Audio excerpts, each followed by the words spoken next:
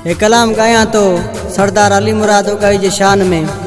इन कलाम जले फरमाशा भागनड़ी बलोचिस्तान का मीर अबू बकर उगाई, अब्दुल माजिद उगाई, सिकंदर उगाई, शेर मोहम्मद उगाई, दिलदार को फरमाशा कमांडर शफी मोहम्मद अबड़ो, मीर खालिद जान गरानी, मियाँ खान शार को फरमाशा मिठल उगाई, टकरी मोहम्मद अशरफ उगाई, सिंध गौसपुर को फरमाशा शामिर खान उगाई।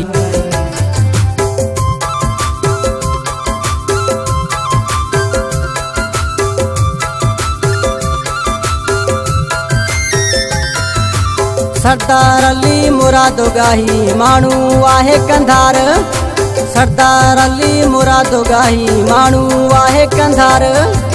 छो न कया मां तारीफ़ हुन जी कौम जो वा पगदार, छो न कया मां तारीफ़ हुन जी कौम जो वा पगदार।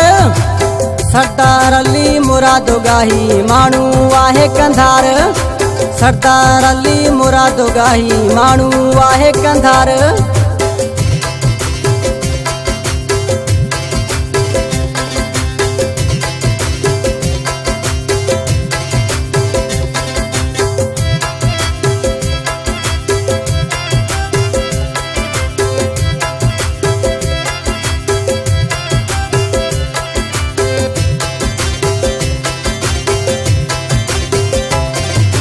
जाते काते आ उन जो नारो सरदार असांजो वाहे प्यारो।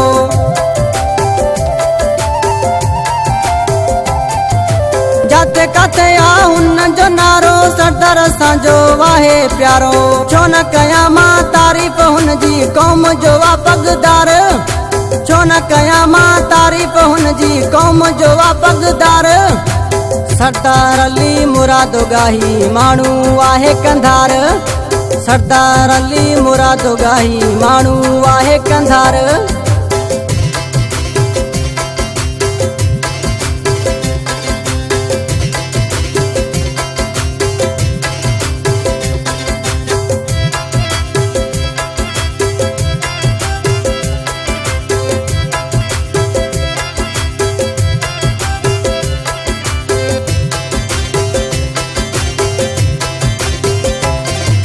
लीडर वाहे नौजवान मौला वधायो हुन जो मान।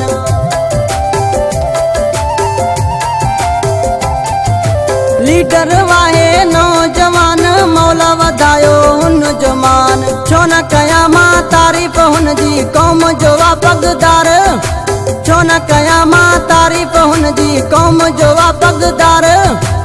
सरदार अली मुराद उगाही मानू आहे कंधार, सरदार अली मुराद उगाही मानू आहे कंधार।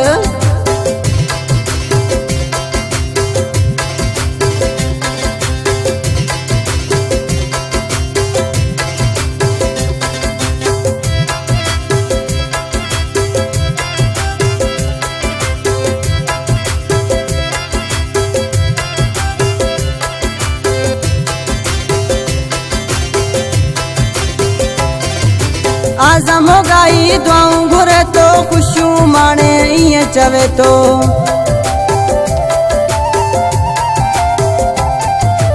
आज़म उगाई दुआऊं घुरे तो खुशियूं माणे ईअं चवे तो। छो न कया मां तारीफ़ हुन जी कौम जो वा पगदार, छो न कया मां तारीफ़ हुन जी कौम जो वा पगदार। सरदार अली मुराद उगाही मानू आहे कंधार, सरदार अली मुराद उगाही मानू आहे कंधार। छो न कया मां तारीफ़ हुन जी कौम जो वा पगदार, छो न कया मां तारीफ़ हुन जी कौम जो वा पगदार। सरदार अली मुराद उगाही मानू आहे कंधार, सरदार अली मुराद उगाही मानू आहे कंधार। ये कलाम गाया तो सरदार अली मुराद उगाई जी शान में। इन कलाम जले फरमाशा